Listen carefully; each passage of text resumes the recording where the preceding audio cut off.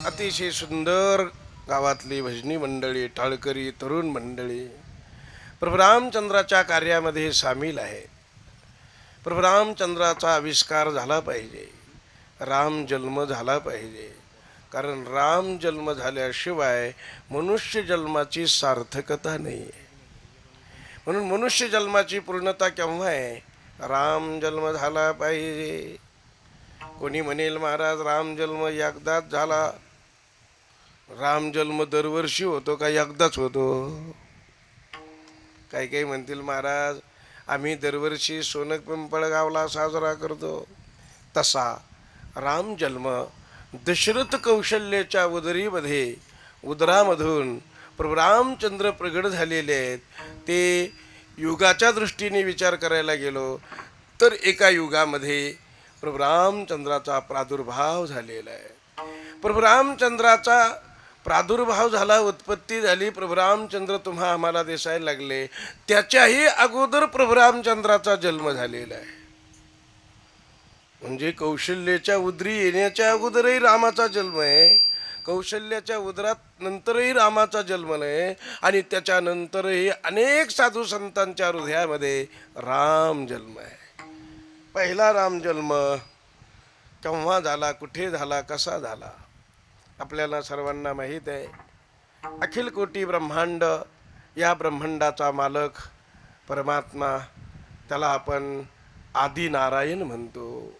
कारण सर्व देवाचा देव नारायण आदी आहे. म्हणून संतांनी शास्त्राने आदी नारायणाला सार म्हटलेलं आहे. आदी नारायण साराचे दे सार, असा तो आदी नारायण.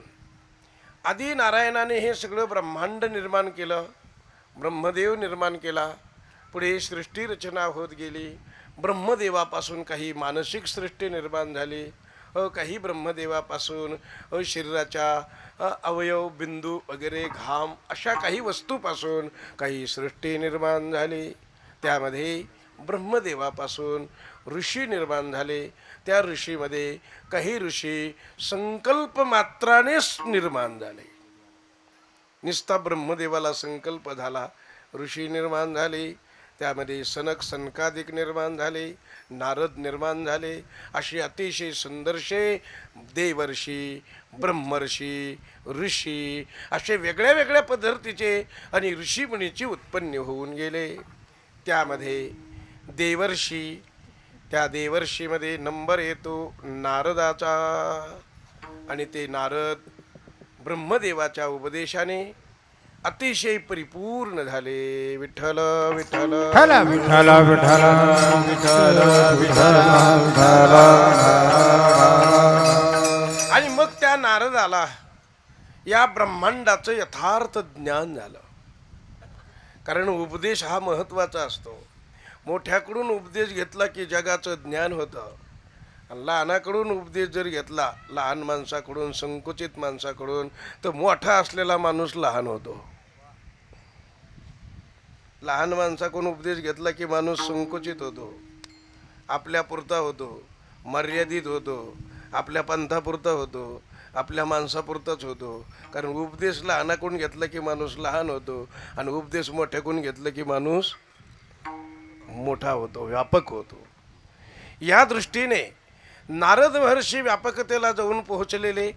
ब्रह्मर्षी नारद महर्षी कर्मधर्म संयोगाने एक वाल्या नावाचा, तसा तो ब्राह्मण, पण काम करायचा, चोऱ्या करायचा, आणि कोणत्याही माणसाने कोणतंही काम केलं की तसं त्याला नाव प्राप्त होतं. तशी त्याची व्यवस्था होती, तसं त्याला लोक नाव ठेवतात, आणि तशा नावाने त्याला हाका मारतात. विठ्ठल विठ्ठल विठ्ठल विठ्ठल विठ्ठल विठ्ठल विठ्ठल. कोणताही माणूस असू द्या, काम केलं की तसं त्याला नाव नक्कीच येतं. आता मी उभा राहिलो, कीर्तन करायला लागल्यावर कीर्तनकार, मृदंग वाजायला लागल्यावर मृदंगवादक, गायन करायला लागल्यावर गायक, पंक्तीत वाढायला लागल्यावर वाड्या. जे काम करू तसं नाव आल्याशिवाय राहणार. म्हणून नारद महर्षी आणि तो वाल्या कर्मधर्म संयोगाने तो वाट पाड्या अर्थात वाट मारून उपजीविका चालवण्याचा त्याचा धंदा होता. भागवताने वर्णन केलं, संतांनी वर्णन केलं, सर्वांनी वर्णन केलं की तो चोर होता, चोरटा होता, लोकाला मारून उपजीविका करीत होता.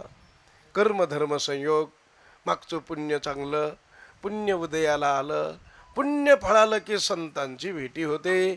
तुकोबाराय म्हणतात पुण्य फळले बहुता दिसा भाग्य उदयाचा ठसा झालो सन्मुख तो कैसा संत चरण पावलो झालो सन्मुख तो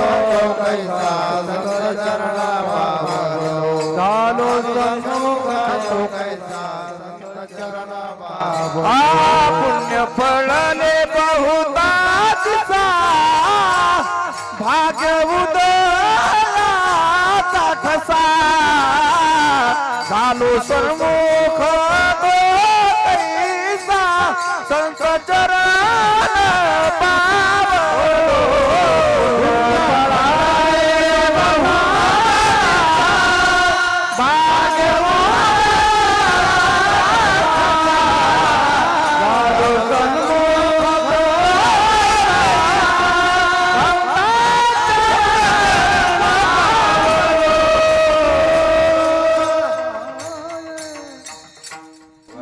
पुण्य उदयाला आलं, भाग्याचा उदय झाला आणि संतांचे पाय जोडले.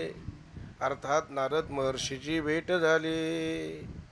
नारद महर्षीची भेट झाल्यानंतर वाल्याचा प्रभाव थोडा जादा होता, नारदाचा प्रभाव थोडा कमी पडला.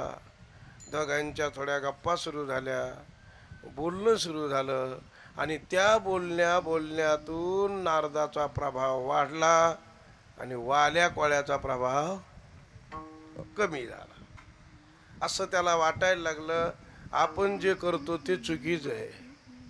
कमीत कमी शहाण्या माणसाला असं वाटावं, शहाण्या माणसाच्या संगतीत गेल्यावर आपण जे करतो ते चुकीचं आहे. चुकीचं असलं तर नक्कीच वाटावं आणि बरोबर असलं तर बरोबर वाटावं.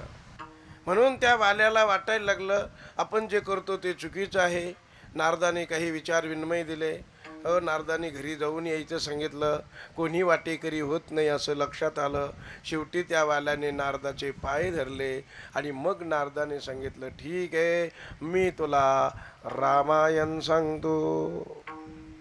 आणि मग नारदाने त्या वाल्याला थोडक्यामध्ये रामायण सांगितलं, राम मंत्र दिला. राम मंत्र दिल्यानंतर त्याने राम नामाचा जप करायला सुरुवात केली. जप करताना त्याने उलटा जपायला सुरुवात केली. उलटा का जपत होता? कारण त्याच्यात त्याला मजा येत होती.